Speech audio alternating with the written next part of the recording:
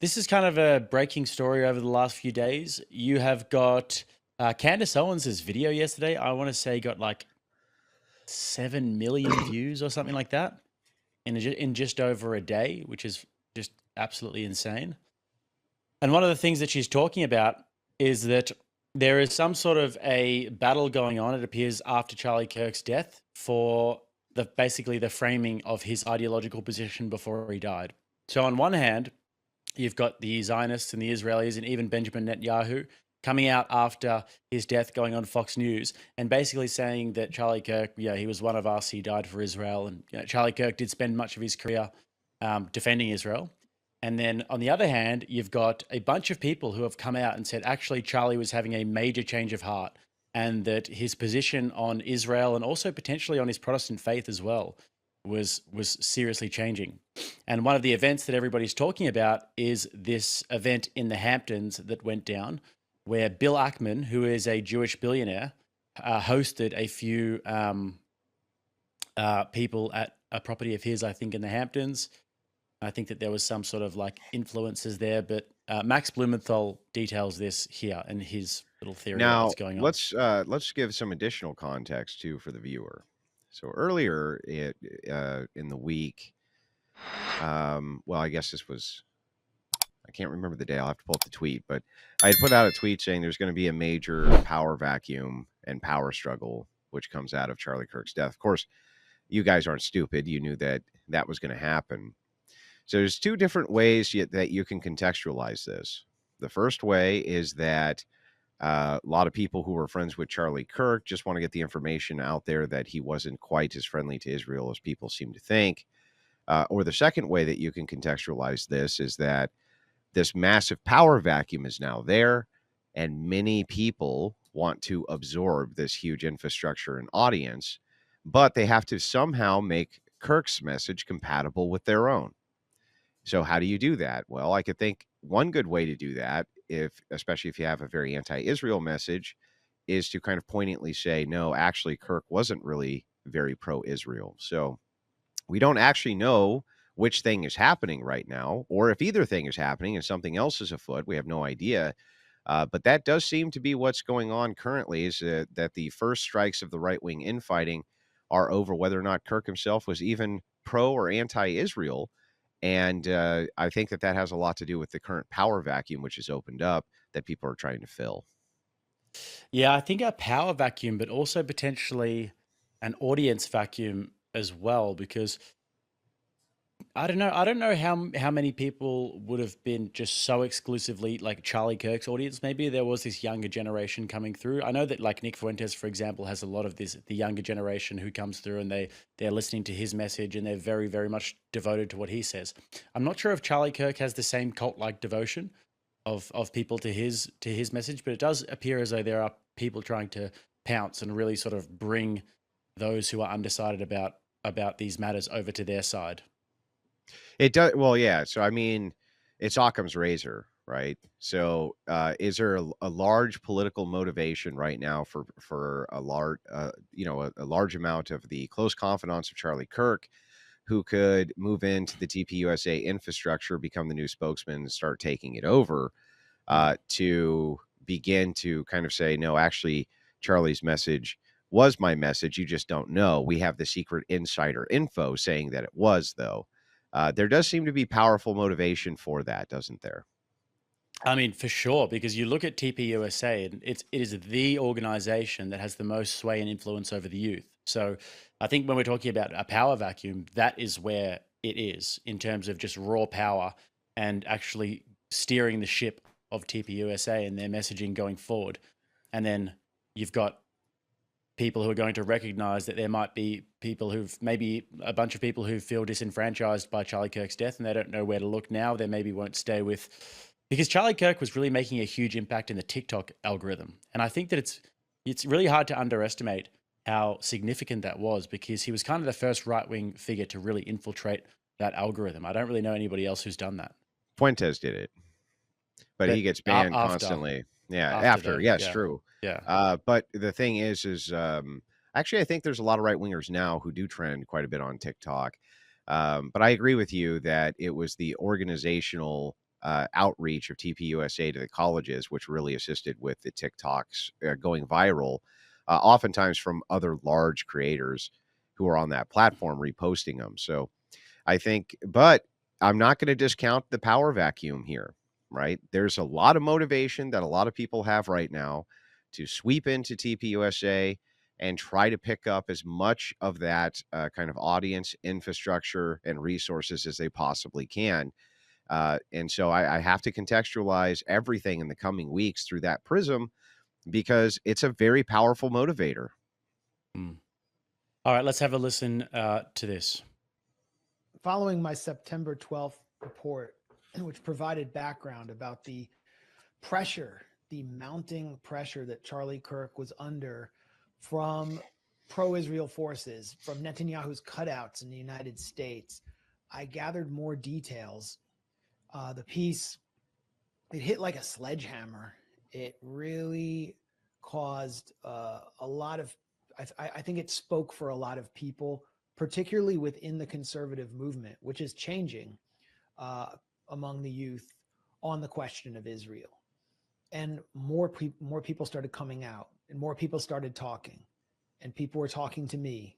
And these were people who had knowledge of a tumultuous, stormy meeting held in the Hamptons during the first week of August, convened, according to multiple sources, with knowledge of this meeting, intimate knowledge of this meeting, by the billionaire ultra-Zionist financier Bill Ackman, who's close to Netanyahu and his kind of network in the United States.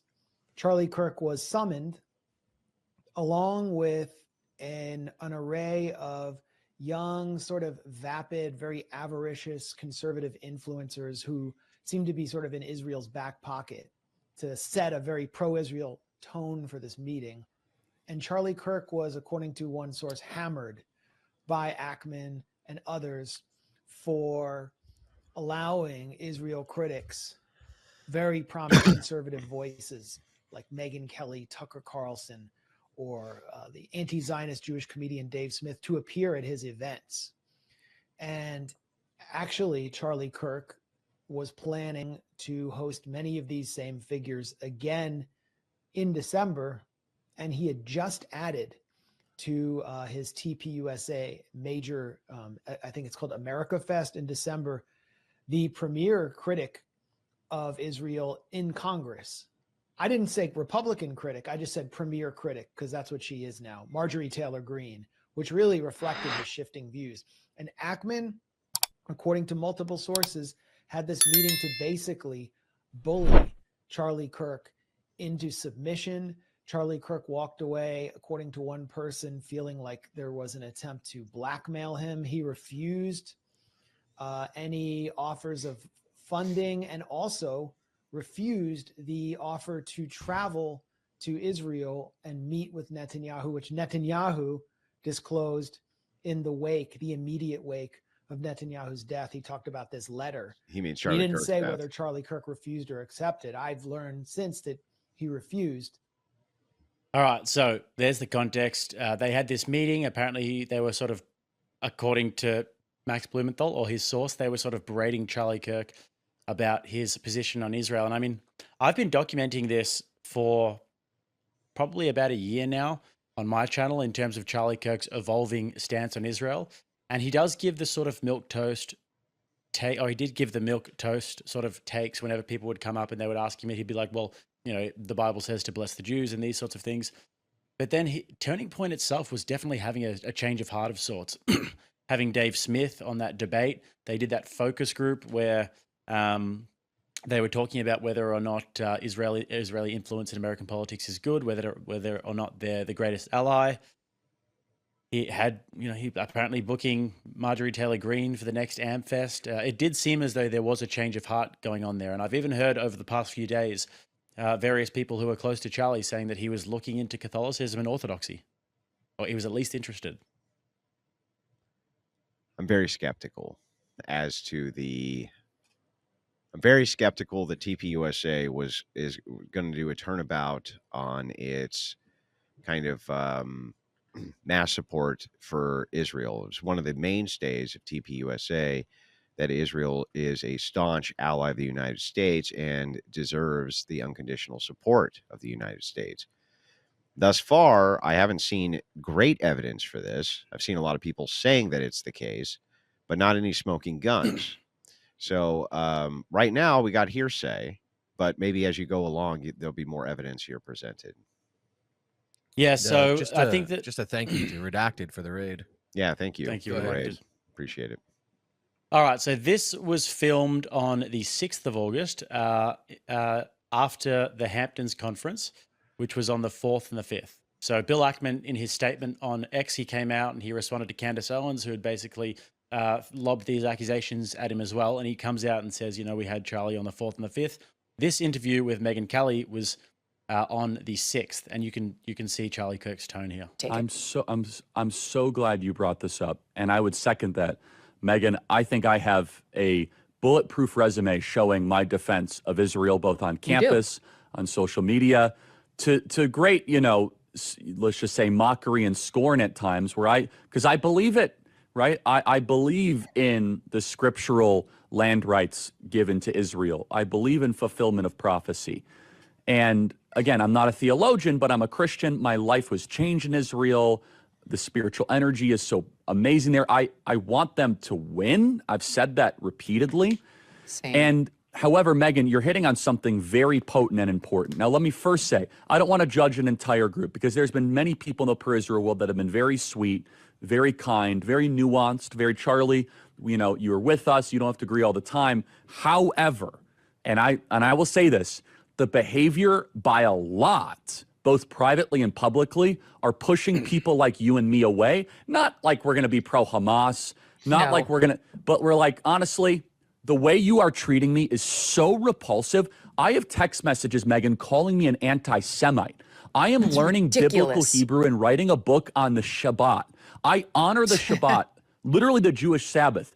I visit Israel and fight for it. And there's another article out in the Times of Israel today. I could read it on air. I was just reading before I got on.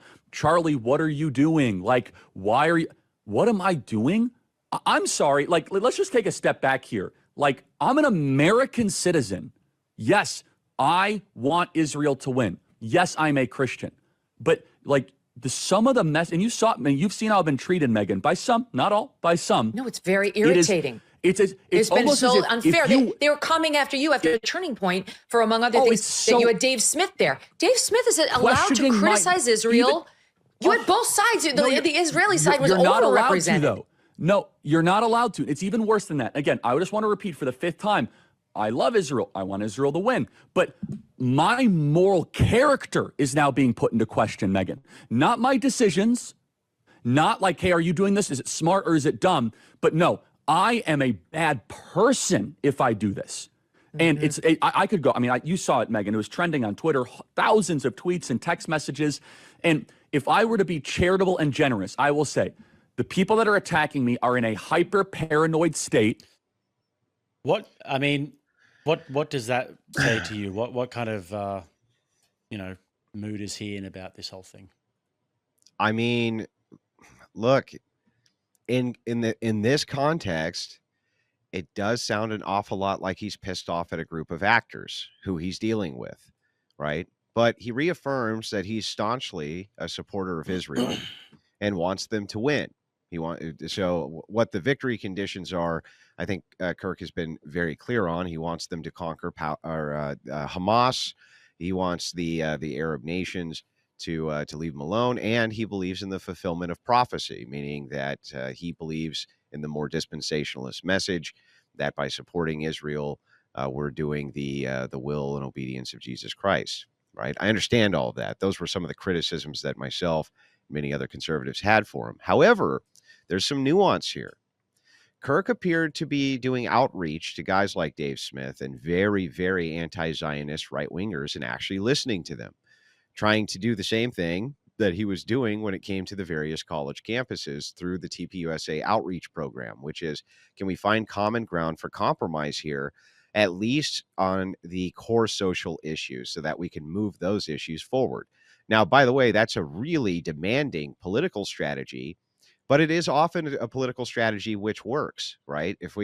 I don't think you're going to have a hard time getting guys like Dave Smith on board for a pro Second Amendment message, an anti-abortion message, anti-gay marriage message.